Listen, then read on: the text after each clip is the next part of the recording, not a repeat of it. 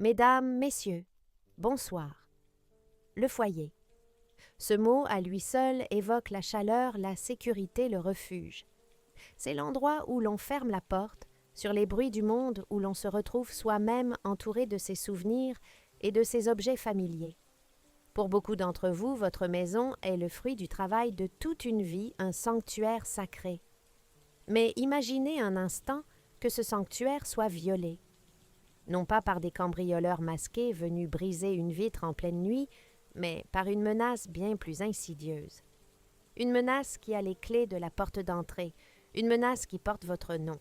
L'histoire de ce soir nous plonge dans les beaux quartiers de Paris, derrière les façades en pierre de taille, qui font la fierté de notre capitale. C'est une histoire de murs qui ont des oreilles de voisins qui murmurent, et d'une législation implacable.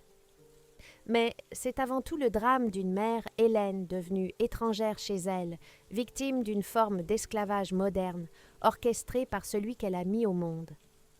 Préparez-vous, car ce que vous allez entendre pourrait bien vous faire regarder les allées et venues dans votre propre immeuble d'un tout autre œil.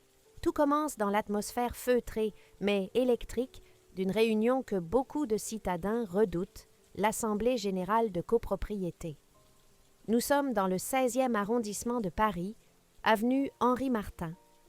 L'immeuble est splendide, un pur joyau haussmannien, avec ses balcons en fer forgé et sa loge de gardienne à l'ancienne.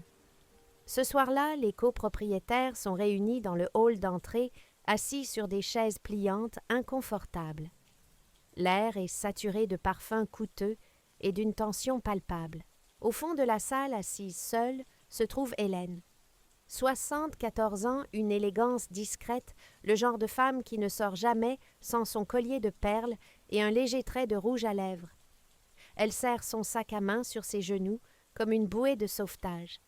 Elle sent les regards peser sur elle, des regards lourds, accusateurs, méprisants. Elle ne comprend pas pourquoi. Elle a toujours été une voisine modèle discrète, payant ses charges rubis sur l'ongle depuis 40 ans. Le président du syndic, M. Delage, un homme autoritaire qui prend sa fonction très au sérieux, se lève. Il tient une pile de documents à la main qu'il agite comme une arme. Le silence se fait. « Mesdames, messieurs, tonne-t-il, nous devons aborder le point noir de cet ordre du jour. La situation au 3e étage, chez Madame Hélène. » Un murmure d'approbation parcourt l'assemblée. « Madame » poursuit-il, en pointant un doigt accusateur vers la vieille dame. « Cela ne peut plus durer. Notre immeuble n'est pas un hall de gare. » Les allées et venues incessantes, les valises à roulettes sur le parquet, à 2 heures du matin, les codes d'entrée donnés à n'importe qui, les fêtes sur le balcon. Nous avons retrouvé des mégots dans les jardinières du 1er étage. C'est une honte. Le règlement de copropriété est formel. C'est un immeuble d'habitation bourgeoise. Si vous ne faites pas cesser ce manège immédiatement, le syndicat des copropriétaires vous assignera en justice pour troubles anormaux du voisinage. Hélène est pétrifiée. Elle ouvre la bouche, balbutie « Mais je ne comprends pas. Ce sont juste des amis de mon fils. Stéphane m'a dit qu'il dépannait quelques connaissances de passage. » Elle semble si fragile, si perdue. C'est alors qu'une silhouette se dresse à côté d'elle. Stéphane, son fils. 45 ans, le teint hâlé, vêtu d'une chemise blanche, ouverte au col, affichant cette décontraction étudiée des hommes qui n'ont jamais vraiment travaillé, mais qui veulent le faire croire. Il pose une main faussement rassurante sur l'épaule de sa mère et toise l'assemblée avec arrogance. « Un instant, monsieur le président », lance-t-il d'une voix de stentor. Stéphane a fait 2 années de droit avant d'abandonner, mais il lui en reste un vocabulaire juridique qu'il utilise comme un bouclier. Je vous rappelle que le droit de propriété est inaliénable en France. Ma mère est chez elle. Elle reçoit qui elle veut. Vos menaces de procès sont infondées et frisent le harcèlement moral. Si vous continuez à importuner ma mère avec vos petites névroses de bourgeois oisifs, c'est nous qui porterons plainte pour atteinte à la vie privée, à bon entendeur. Il rassoit sa mère d'un geste ferme. Hélène baisse la tête honteuse, mais aussi soulagée que son fils la défende avec autant de vigueur. Elle ne voit pas les regards échangés par les voisins. Elle ne voit pas que Stéphane ne la protège pas, il protège son business.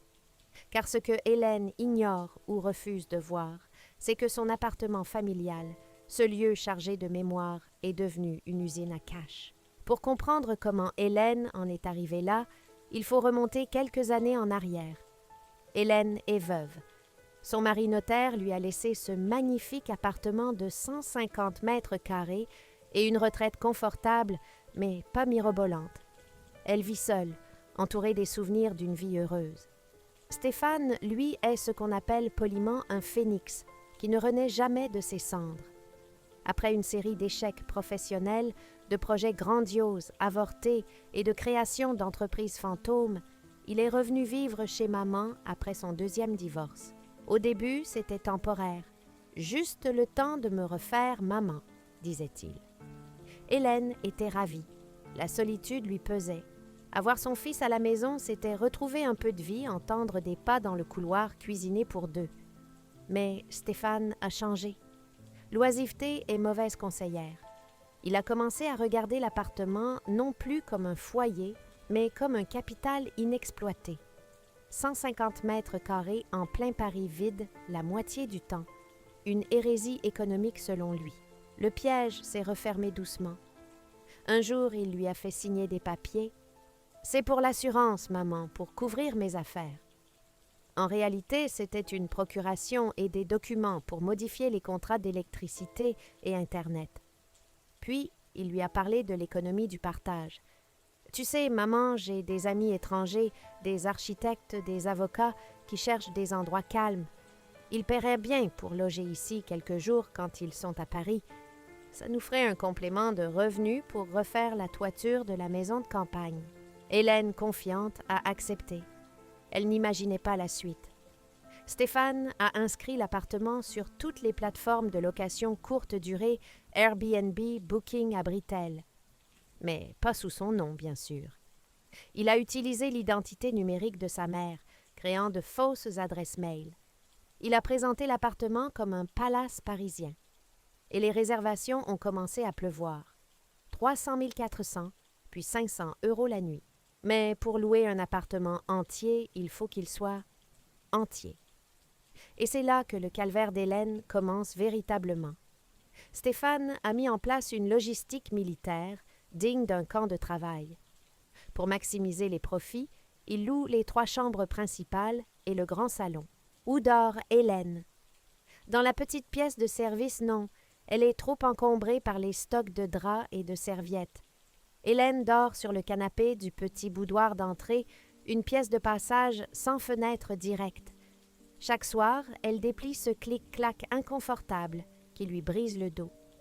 Chaque matin, le réveil sonne à 6h30. C'est la règle imposée par Stéphane.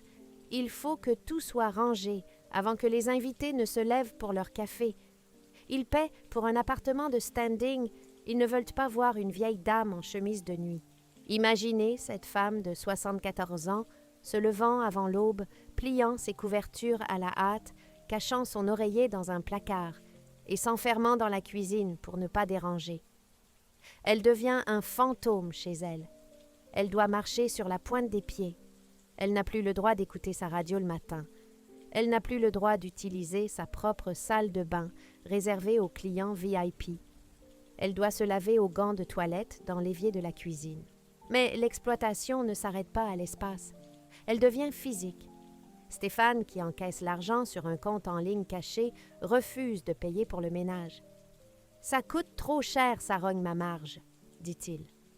Alors c'est Hélène qui s'y colle. Entre 2 locations, entre 11h et 15h, elle devient la femme de chambre. Elle change les draps, elle frotte les sanitaires, elle vide les poubelles remplies de bouteilles d'alcool laissées par les touristes. Le pire, c'est la lessive.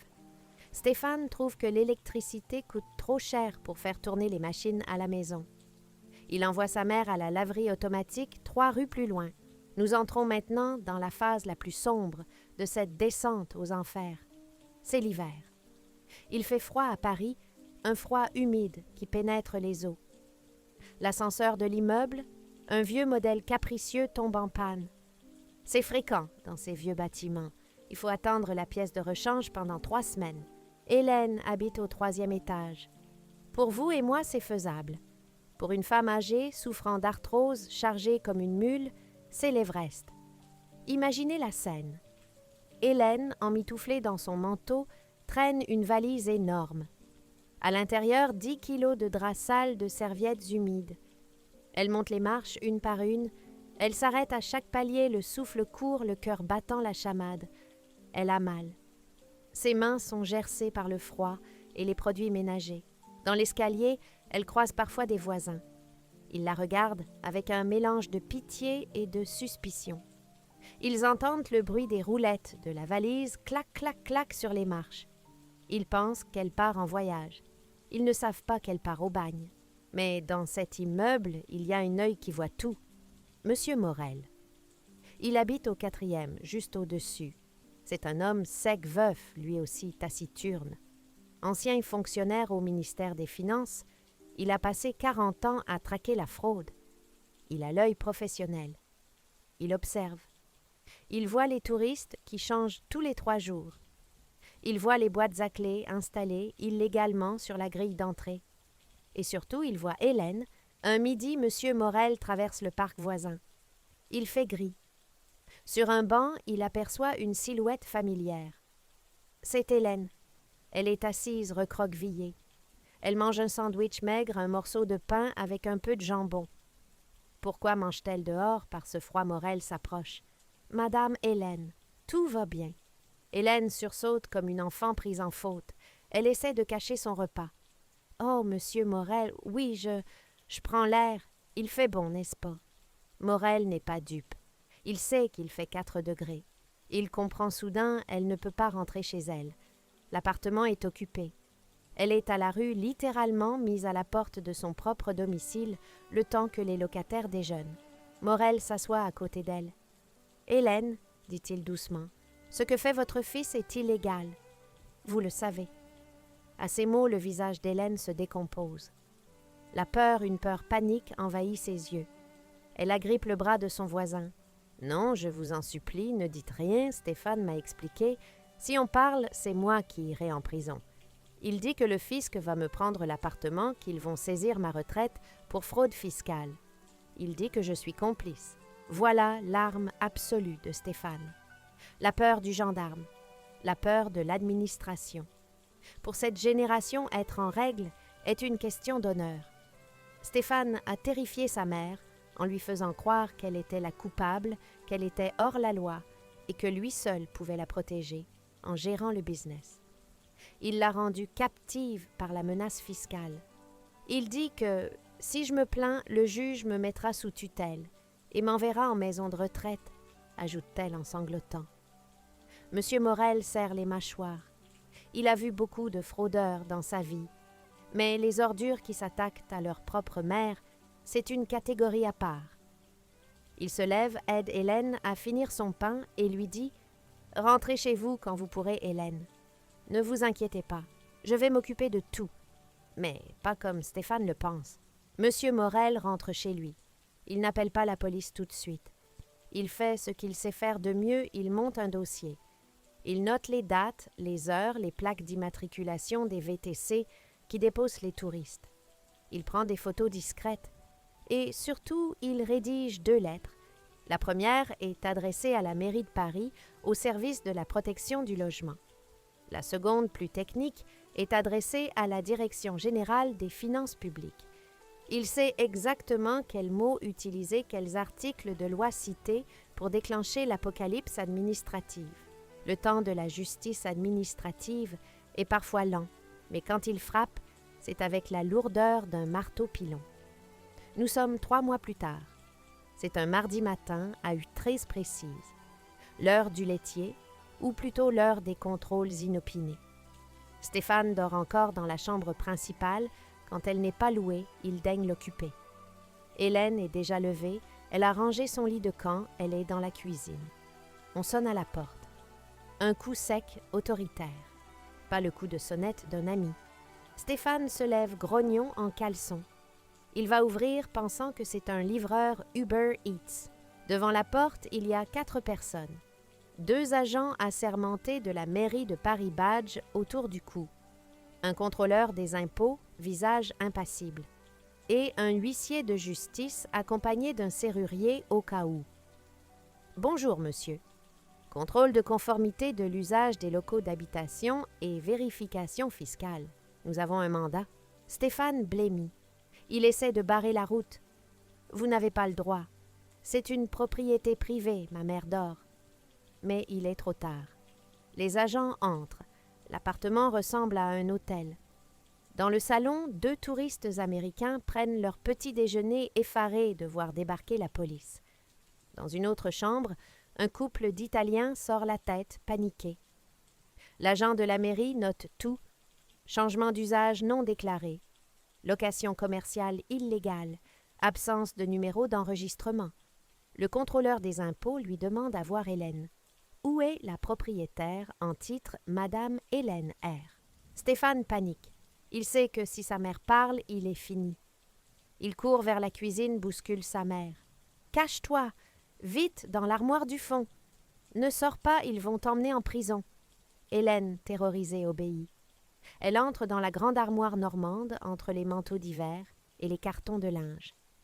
Elle tremble de tout son corps dans le noir, sentant l'odeur de la naphtaline. Les agents fouillent l'appartement. Ils trouvent les touristes, ils trouvent les registres tenus par Stéphane. Il était assez bête pour garder des traces écrites. Mais ils ne trouvent pas Hélène. « Où est votre mère, monsieur ?» demande l'huissier. Les voisins l'ont vue entrer hier soir. « Elle ?»« Elle est partie au marché », bafouille Stéphane qui sue à grosses gouttes. C'est alors qu'un petit bruit se fait entendre. Un éternuement. Étouffé mais audible. Il vient de l'armoire. L'huissier s'approche. Stéphane tente de s'interposer, mais un agent le repousse fermement. L'huissier ouvre la porte de l'armoire. Et là, l'image est insoutenable. Une vieille dame digne recroquevillée, au milieu des vêtements, les yeux écarquillés de terreur, tenant son sac à main contre elle comme si on allait la frapper. « Madame, » demande l'huissier choqué, « que faites-vous là ?» Hélène lève les yeux vers son fils, puis vers les agents. Elle voit M. Morel qui est resté dans l'encadrement de la porte d'entrée, le regard triste mais encourageant. Alors Hélène sort de l'armoire. Elle se redresse. Elle lisse sa jupe. Et d'une voix faible mais claire, elle dit « Je me cachais. Parce que mon fils m'a dit que vous étiez des monstres. Mais je crois que le monstre, il est ici. » Elle pointe Stéphane du doigt. La chute de Stéphane est vertigineuse. Les preuves sont accablantes. Faux et usage de faux, il a imité la signature de sa mère pour les mandats. Abus de faiblesse sur personnes vulnérables. Fraude fiscale massive, il n'a jamais déclaré un centime des 80 000 € encaissés en 2 ans. La mairie de Paris ne plaisante pas l'amende pour location illégale est fixée au maximum légal, 50 000 € par lot loué illégalement. Stéphane s'effondre. Il n'a pas cet argent, il a tout flambé dans des apparences. Le contrôleur des impôts ajoute sa couche redressement fiscal sur 3 ans avec pénalité de 80% pour manœuvre frauduleuse. Stéphane est ruiné avant même d'être jugé. Sentant le vent tourner, Stéphane fait ce qu'il a toujours fait, il fuit. Il prétexte aller chercher des papiers dans sa chambre, attrape un sac de sport qu'il avait préparé au cas où et file par l'escalier de service. Il disparaît dans la nature, laissant sa mère seule face à l'administration. Mais M. Morel avait tout prévu. Il avait déjà contacté une association d'aide aux victimes. L'administration fiscale, voyant l'état de Hélène et l'abus de faiblesse caractérisé, se montrera clémente envers elle, reportant les dettes sur le fils indélicat. La dernière scène de notre histoire se déroule quelques semaines plus tard. L'appartement est calme, trop calme peut-être après tout ce tumulte. Les scellés ont été levés. Hélène est assise dans son salon. Elle a remis les meubles à leur place. Elle a jeté les draps hôteliers pour remettre les siens, ceux en lin brodé qu'elle aime tant. On sonne à la porte. Hélène a un moment de recul. La peur est encore là. Elle va ouvrir prudemment. Ce n'est pas un touriste. C'est M. Morel accompagné de 2 autres voisines. Ils ont les bras chargés. Une tarte aux pommes maison, un bouquet de fleurs et une bouteille de vin. On s'est dit que vous aviez peut-être besoin d'aide pour remettre de l'ordre, dit Morel avec un sourire timide. Et puis, l'ascenseur est réparé, mais on peut descendre vos poubelles si vous voulez. Hélène sourit, un vrai sourire. Elle s'écarte pour les laisser entrer. Son appartement n'est plus un hôtel ni une prison. Il est redevenu un foyer. Et pour la première fois depuis longtemps, elle réalise que sa vraie famille n'est pas celle qui porte son sang, mais celle qui lui a tendu la main quand elle était dans le noir. Mesdames, messieurs, l'histoire d'Hélène nous rappelle une vérité cruelle. La cupidité peut transformer les êtres les plus proches en tyrans domestiques. Mais elle nous montre aussi que la vigilance d'un voisin, le courage de briser le silence peut sauver une vie. Alors ce soir, si vous entendez des bruits de valises inhabituels au-dessus de chez vous, ou si vous ne croisez plus cette vieille dame du 3e, posez-vous la question. Et peut-être allez frapper à sa porte, juste pour voir. Bonne soirée à tous!